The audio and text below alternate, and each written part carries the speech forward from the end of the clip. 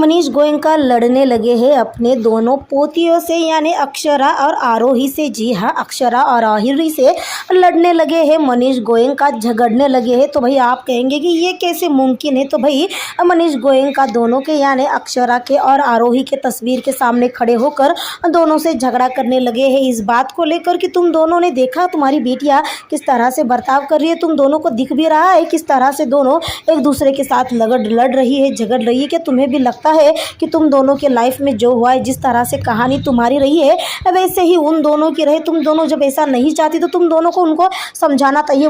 मैं थक गया हूँ, मुझे समझ में नहीं आ रहा है कि मैं करूँ तो क्या करूँ। तुम दोनों से आराम से चली गई यहाँ पर मुझे अकेला छोड़कर उन दोनों को संभालने के लिए, और मुझसे नहीं संभला जा रहा। मुझे कुछ नहीं पता, तुम लोगों तुरंत से यहाँ पे आ जाओ और उन दोनों को समझाओ। जी हाँ, यानी मनीष गोयनका रूही और अभीरा के परेशानियों को लेकर यानी उनके टूटते हुए रिश्ते को लेकर काफ़ी ज़्यादा परेशान है, और इसीलिए अपने मरी हुई बेटियों से गुहार लगा रहे कि वो कुछ ना कुछ अपने बेटियों को समझाए। जी हाँ, आरोही से कहते हैं कि तुझे समझ में आ रहा है कि रूही किस तरह से बर्ताव कर रही है। कब तक रूही अपने दिल में ऐसी नफरत पाल के रखेंगी जिसकी वजह से घर का बंटवारा होता रहेगा, रिश्तों में बंटवारा होता रहेगा। तुझे उसे समझाना चाहिए। और वही जब अक्षरा की बारी आती है तब मनीष गोयनका उससे कहने लगती है कि तूने इतना मजबूत कैसे बनाया है अभीरा को, ऐसा क्या सिखाया है तूने अभीरा को कि वो इतनी मजबूत है। इतना कुछ समझाने के बावजूद भी, इतना कुछ होने के बावजूद भी वो डट कर खड़ी है। यानी भाई अगर आज देखा जाए तो मनीष गोयनका काफ़ी ज़्यादा इमोशनल हो चुके हैं रूही और अभीरा के